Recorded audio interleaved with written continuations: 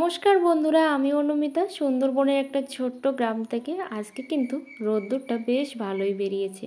সকালে উঠে স্নানটা করে নিয়েছি, আর এটা আমার কিন্তু রোজকার ব্যাপার। কারণ আমি কিন্তু একটু শীতকাল ছাড়া সব সময় কিন্তু সকালবেলা ঘুম থেকে উঠে আগে বাসি কাজকর্মগুলো সেরে কিন্তু স্নানটা করে নিই, তারপর ঠাকুর পূজাটা দিয়ে নিই। কিন্তু আজকে ভাবলাম যে না, ঠাকুর পূজাটা দেবো, তার জন্য কিন্তু তাড়াতাড়ি করেই স্নান করেছিলাম, প্রায় 6:30টার কাছাকাছি। পরে দেখলাম যে না, দিতে পারলাম না। যাই হোক, মনটাও অন্য কারণে খুবই খারাপ আছে, সেটা না হয় পরেই বলবো। তো দেখো, এখন জিনিসপত্রগুলো মেলে দিয়ে চলে আসলাম ঘরের দিকে। এখন যে রান্না বসাতে হবে তার জন্য। আর এটা কিন্তু আমার প্রত্যেক দিনের কাজ। সকালবেলা ঘুম থেকে উঠে সমস্ত বাসি কাজকর্মগুলো সেরে ঠাকুর পূজা দিয়ে প্রায় 7:30টার মধ্যে ঠাকুর পূজা কমপ্লিট করে আমি কিন্তু রান্নাটা বসিয়ে দিই। ভেবেছিলাম জল নেব, তার জন্য কিন্তু জল নিতে আসলাম, তারপরে দেখলাম জলটা না হঠাৎ করেই চলে গেছে। কখনো দেখছি আসছে, আবার কখনো চলে যাচ্ছে। দেখতে পাচ্ছ আমার এই জায়গাটা আমি কিন্তু রোজ পরিষ্কার করি, সেটা তোমাদের সঙ্গেও না শেয়ার করি। কিন্তু দেখবে রোজ ঠিক এমনই হয়ে থাকে। কিছু করার নেই, হাজার বললেও কিন্তু একই রকমই থাকবে। যাই হোক, আজকে হচ্ছে 2 উনুনে রান্না করব।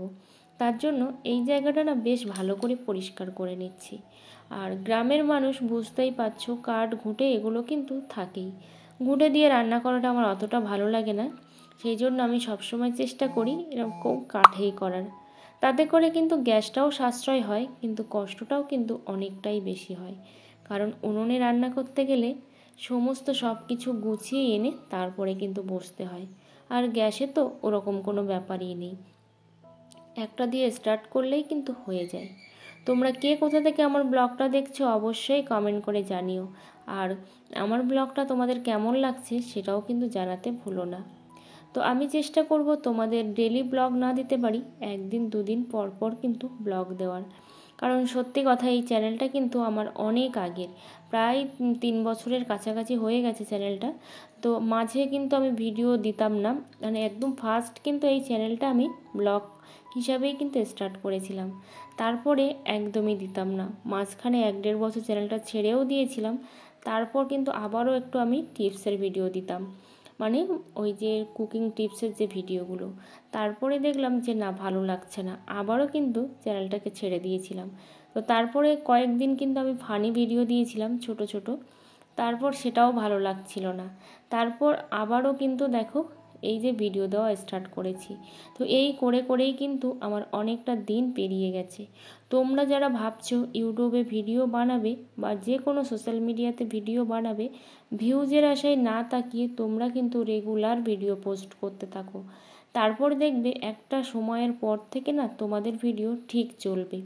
কিন্তু আমার ভিডিও কেন চলে না বলো তো? ওই যে বারবার আমি কিন্তু ভিডিও দিতে দিতে ছেড়ে দিই, তার জন্য কিন্তু আমার ভিডিও চলে না। তোমরা কিন্তু সেই ভুলটা কখনোই করো না। তোমরা রেগুলার ভিডিও পোস্ট করতে থাকো, একটা সময়ের পরে একদম তোমাদের ভিউজটাই কিন্তু স্টেবল হয়ে যাবে। তো দেখো, ওইদিকে তরকারি দুটো কেটে নিয়েছি, নিয়ে চলে আসলাম এদিকে উনুনটা ধরাতে। জানো তো, এই উনুন ধরাতে না অনেকটাই অসুবিধা হয়, বিশেষ করে শীতকালে আর হচ্ছে এই বর্ষাকালে।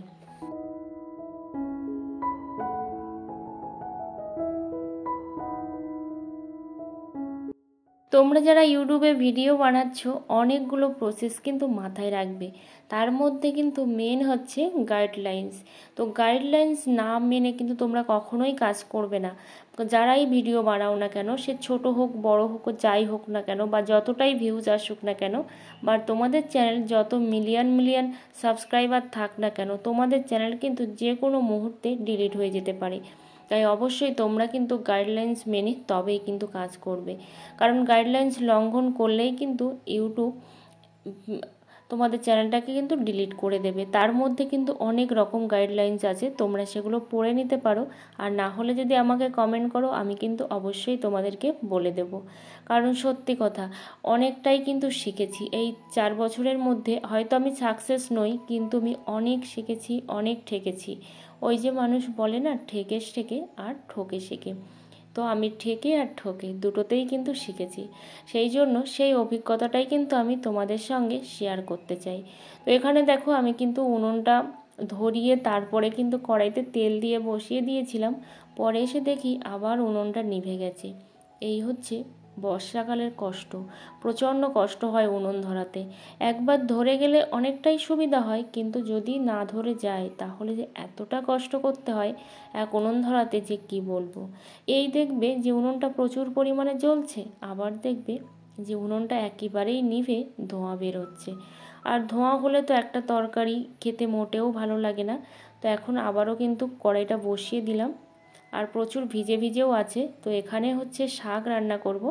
আর এই শাকটা মাসিমাদের বাড়ি থেকে কেটে নিয়ে এসেছিলাম, বড় মাসিমা কেটে দিয়েছিল। আর ডাঁটাগুলো রেখে দিয়েছি, ওটা কুমড়ো দিয়ে রান্না করব। তো এখানে লবণ হলুদ এগুলো দিয়ে দেব। আর লবণটা দিয়ে দিলে কি হয় বলো তো, অনেকটা না সেদ্ধ হয়ে যায়। আমি আন্দাজটা যদিও বুঝতে পারি যে আমার এতটুকুই লাগবে এই শাকে। তো আমার শাকে কিন্তু তেমন খুব একটা লবণ বেশি কখনোই হয় না, কারণ আমি আন্দাজ বুঝেই দিই। তার জন্য অনেকে আবার সত্যি শাকের আন্দাজটা বুঝতে পারে না, যেহেতু শাকটা তো অনেকটাই ছোট হয়ে যায় বা অল্প হয়ে যায়, তার জন্য। তো এখানে ওদিকে তরকারিটা বসিয়ে এদিকে দেখো আমি তো কাটাকুটিও করে নিচ্ছিলাম। আর এদিকে ভাতটাও আমার হয়ে গেছে, এখন উপর দেবো। তো এইভাবেই কিন্তু সমস্ত দিক সামলে কিন্তু কাজ করতে হয়। আর যারা ভিডিও বানাও তারা তো জানো যে একটা ভিডিও বানাতে কতটা কষ্ট হয়। আর যদি সেটা কেউ না হ্যান্ডেল করে বা কেউ সেই ভিডিওগুলো না ধরে দেয়, তাহলে কিন্তু বেশিই কষ্ট হয়। তো আমি কিন্তু সেইভাবেই চেষ্টা করি কাজ করার। মাঝে মধ্যে ডিমোটিভেট হয়ে যাই, তার জন্য কিন্তু আর ভিডিও দেওয়া হয়ে ওঠে না। তো এখানে দেখো প্রচুর জাল বের হচ্ছিল, সেই জন্য ওখানে একটা টিন দিয়ে দিলাম, আর সাথে মুখের কাছেও একটা টিন দিয়ে দিলাম।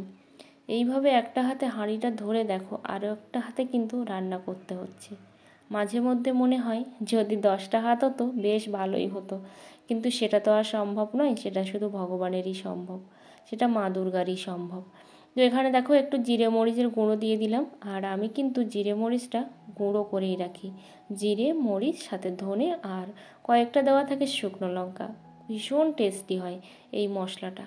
আমি বাজারের গুঁড়ো মশলা সত্যি কখনো কিনে আনি না, কারণ আমার ওর টেস্টটাও যেমন ভালো লাগে না, তেমন না মনে হয় একদমই সাশ্রয় নয়। তো এখানে দেখো রান্না করছি উচ্ছে দিয়ে আলু দিয়ে মাছের ডিম দিয়ে ভাজা। আমার হাজব্যান্ড কিন্তু কখনোই মাছের ডিম খায় না, কিন্তু রিসেন্ট এমনভাবে মাছের ডিম ভাজা করছি যেটা কিন্তু খেতে বাধ্য। তো এখানে দেখো একটা দাদার বাড়ির থেকে দিয়েছিল, মানে ভাসুর দিয়েছিল এখানে 3টে হচ্ছে ভেটকি মাছের দাগা। আর এটা হচ্ছে দাগা বলছি দুটো, আর একটা হচ্ছে লেজা। তো এই 3 পিস দিয়েছিল, যেহেতু আমরা 3জন তার জন্য। তো এটা কচুরমুখী দিয়েই রান্না করব, গাটি কচু। তো তোমাদের কাছ থেকেই শিখেছি, সত্যি কথা ইউটিউবে এসেই শিখেছি গাটি কচু কথাটা। কিন্তু তার আগে আমি জানতামও না, বা আমাদের গ্রামে কিন্তু বলতোও না। হ্যাঁ, যেটা বলছিলাম তোমাদেরকে, গাইডলাইন্স মেনে কাজ করবে, রেগুলারিটি মেনটেন করে কাজ করবে, আর সাথে রেগুলার ভিডিও আপলোড করার চেষ্টা করবে, ডিউ না দেওয়ার চেষ্টা করবে। সব কিছুর মধ্যে মেন যে জিনিসটা সেটা হলো গাইডলাইন্স মানা। গাইডলাইন্স না মানলে তোমাদের চ্যানেল তো দাঁড় করানো দূরের কথা, দাঁড়ানো চ্যানেলই কিন্তু ডিলিট হয়ে যাবে। সেই কথাটা মাথায় রেখে তোমরা কিন্তু কাজ করতে শুরু করবে। ওই যে ভেটকি মাছের দাগা দেবো 3টে, আর এখানে 3টে কিন্তু চিংড়ি মাছ দিয়েছি, দিয়ে রান্নাবান্না টোটালি কমপ্লিট হয়ে গেছে। তারপর খাওয়া দাওয়াও হয়ে গেছে। এখন হচ্ছে আমি গ্যাসটাকে মুছে নিচ্ছি। গ্যাসে রান্না যদিও করিনি, কিন্তু তারপরেও আমি সকালে তাড়াহুড়োর মধ্যে গ্যাসটাকে মুছতে পারিনি, কারণ উনুনেই রান্নাটা করি, কিন্তু গ্যাসটা তবুও মুছে নিতে হয়, না হলে না দেখতে একটুও ভালো লাগে না। সেই জন্য গ্যাসটা এখানে মুছে নিচ্ছি। আর এখন হচ্ছে আমার ফোনের কাজ থাকবে। এই সমস্ত কাজকর্ম করার পরে তারপর হচ্ছে আমার ফোনের কাজ, আমার সেলাইয়ের কাজ, এই কাজগুলো করতে থাকবো। অনেকেই বলে তোমার তো সকাল সকাল রান্না হয়ে গেছে, তাহলে তো তোমার আর কোনো কাজ নেই শুয়ে থাকা ছাড়া। সত্যি যারা ভিডিও বানায় তারা জানে যে আমরা কতটা শুয়ে থাকি বা বসে থাকি। যাই হোক, এদিকে কিন্তু সমস্ত জায়গাটা আমি মুছে নিচ্ছি। আর যেহেতু টাইলস বসানো নেই, প্রচণ্ড পরিমাণে কিন্তু চিটও পড়ে, আবার ঠিকঠাক করে কিন্তু তোলাও যায় না তেল চিটটা।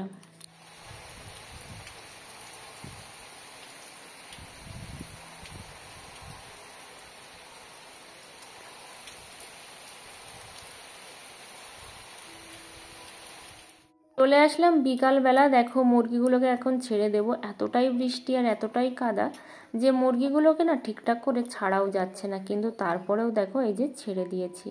পাশের একটা বাড়ি থেকে দেখো খেজুর নিয়ে এসেছিলাম, খুব ইচ্ছা করছিল খেজুর খেতে, তার জন্য এখানে খেজুর কয়েকটা পেড়ে দিয়েছিল তারা, তো সেটাই আমি ভালো করে ধুয়ে নিলাম। আর এখন হচ্ছে প্রায় ওই 7:30টার কাছাকাছি বাজে। তো চলো এখন যাব ওপরে। তো চলে আসলাম ওপরে, বেশ কিছুক্ষণ সেলাই করে নিলাম। নেওয়ার পরে এখন 9টার কাছাকাছি বাজে। ভাবলাম যে না, কিছু কাজ সেরে নিই। তো এই জিনিসগুলো খুব ওলটপালট হয়ে গেছিলো, তো তার জন্য কিন্তু সেগুলো এখন সব উল্টে পাল্টে ঝেড়ে আবার কিন্তু ঠিক করে ভাঁজ করে এর মধ্যে রাখবো। তো এইভাবেই কিন্তু সারাটা দিন চলতে থাকে। আবার হঠাৎ হঠাৎ এতটাই ক্লান্ত বোধ করি যে শুয়েই পড়তে হয়, কিচ্ছু বলার নেই। কারণ সত্যি কথা, শরীরের তো একটা রেস্ট দরকার। শুধু তো আর কাজ করলে হবে না, আর শরীর তো যন্ত্রও না, আর যন্ত্রদেরও কিন্তু রেস্ট দেওয়া হয়, না হলে তারাও কিন্তু অকেজো হয়ে যায়। তো তোমরা যারা কে কোথা থেকে আমার ভিডিও দেখছো অবশ্যই কমেন্ট করে জানিও। আর যদি কোথাও ভুল থাকে অবশ্যই সেটাও কিন্তু তোমরা জানাতে ভুলো না। তো এখানে দেখো এই একটা হচ্ছে নাইটি, এটা হচ্ছে আমার ননদ দিয়েছিল। আর আগে একটা হলুদ নাইটি তুলে রাখলাম, ওটা হচ্ছে আমার আরও একটা ননদ দিয়েছিল। তো নাইটিগুলো এখনও পরা হয়নি, কারণ অনেকগুলো নাইটি একসঙ্গে পরছি, তো সেই জন্য ভাবলাম যে এটা না তুলে রাখি, এখন দরকার নেই। কারণ বেশ কয়েকটা রেখে দেওয়ারও প্রয়োজন আছে, তো দুটো রেখে দিলাম। আর দুটো পিচও আছে, আজ কাটবো কাল কাটবো করে 6-7 মাস হয়ে গেছে, কাটতেও পারিনি।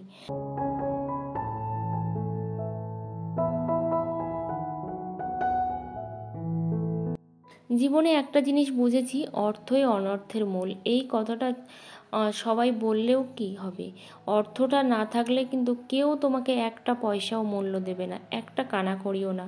তোমার আপনজনেরাও কিন্তু তোমাকে পর করে দিতে দুবার ভাববে না। যার টাকা আছে তার কিন্তু আপনজনের অভাব নেই, ভালোবাসার মানুষের অভাব নেই।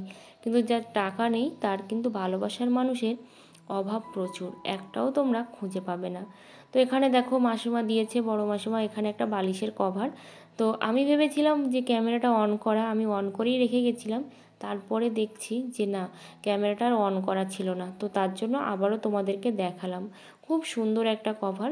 আর এখানে দেখো এই যে চুড়িদারটা আমার রেডি হয়ে গেছে, আর এটা হচ্ছে একজনের চুড়িদার, এটা আমার নয়।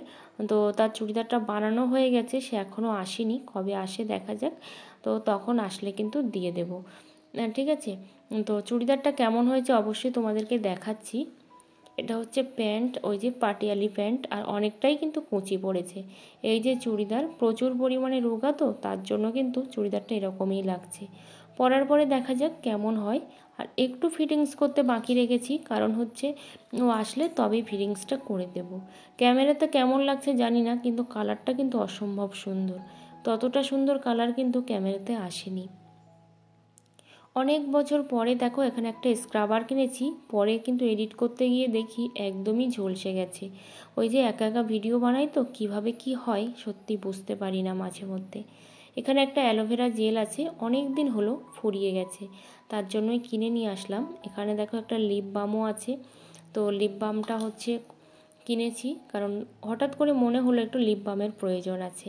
তারপর এখানে কিনেছি ওই যে নবরত্ন তেল, খুব মাথা যন্ত্রণা করে তার জন্য কিন্তু দেওয়া হয়। এখানে একটা টিপের পাতা আছে, টিপের পাতাটা আমার একটা জায়ের। আর এই যে দেখো লেস, এই লেসটা হচ্ছে আমি অনলাইন থেকে কিনেছি, খুব একটা ভালো দেখা যাচ্ছিল না সত্যি, কিন্তু লেসটা না অসম্ভব সুন্দর হয়েছে, সাদা লেস, খুবই সুন্দর হয়েছে। তোমাদের পরে একদিন কিন্তু ক্লোজ করে দেখাবো যে কতটা সুন্দর হয়েছে।